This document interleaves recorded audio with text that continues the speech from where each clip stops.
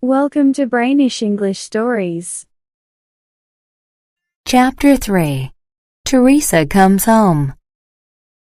Sir Mark had not received a letter from Teresa for several weeks when an old carriage arrived at Crowley Castle carrying Victorine and Teresa.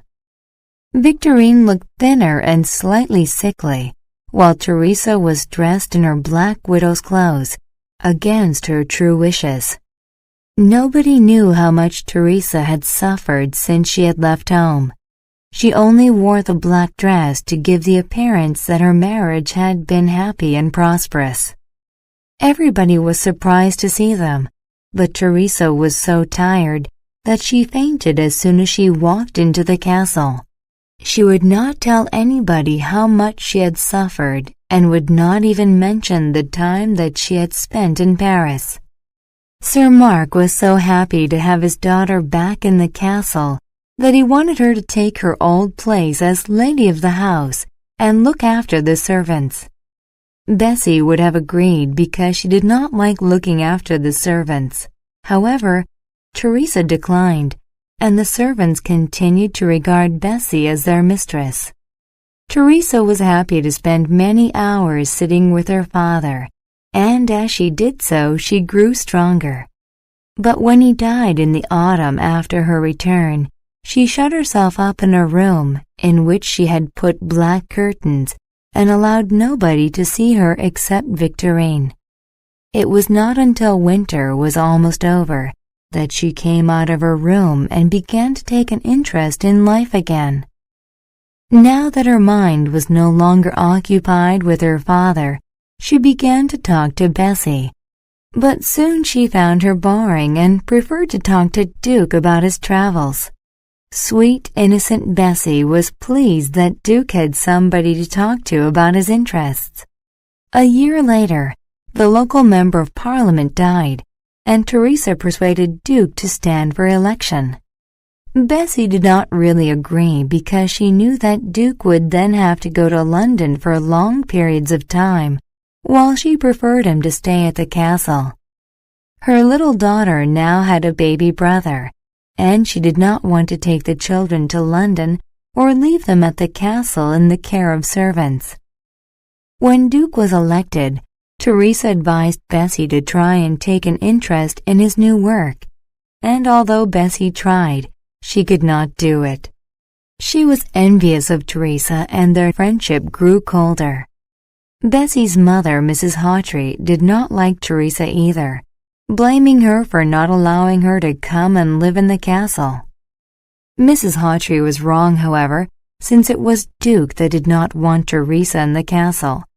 But he did give her a good allowance so that she could travel and live a much more comfortable life.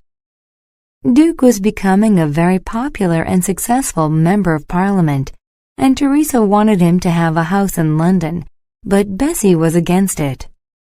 Teresa listened to Duke and Bessy talk about it, but said nothing.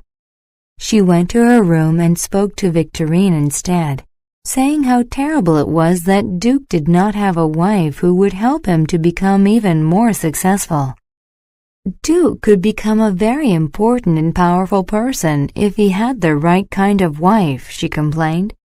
Bessy does not understand him and is preventing him from doing all the things that he could do. She has such a narrow, weak mind. Duke made another speech in Parliament and suddenly became quite famous. When he came back to Crowley Castle, Teresa was waiting for him at the door, her eyes bright with love and pride. But Bessy was caring for the baby in her room because the poor child was ill. The servants all gathered in the hall to welcome home their famous master. "Where is my wife?" asked Duke. "She is in her room with the baby," said Victorine, "because she thinks he is ill." The boy really was ill, however, and when Bessy came down to greet her husband, she returned almost immediately to the boy, leaving Teresa to talk to Duke about his speech. That night, Teresa spoke to Victorine and repeated her complaint that she thought Bessy was hindering her husband's career and Victorine thought she read a deeper meaning in what she heard. Meanwhile, the boy grew worse, and a few days later he died. Duke thought that fame had little value compared to a child's life. Teresa was very sad, but did not know what to say to Duke because she realized that she cared for him too much. Bessy lay in her bed without speaking or crying, nor eating or drinking, and she ignored everyone who came to talk to her. The doctor gave her some medicine and advised them to ask Mrs. Hawtrey to come as soon as she could, but she was traveling and would take some time to arrive. The servant sat up with Bessy all night, but she did not sleep. Throughout the whole of the next day, Bessy lay in her bed, still not sleeping, and on the next night, Victorine sat up with her. Bessy had not spoken since the death of her son, nor had she eaten or drunk. She simply lay in her bed with a sad look on her face. Victorine gave her some medicine she had made.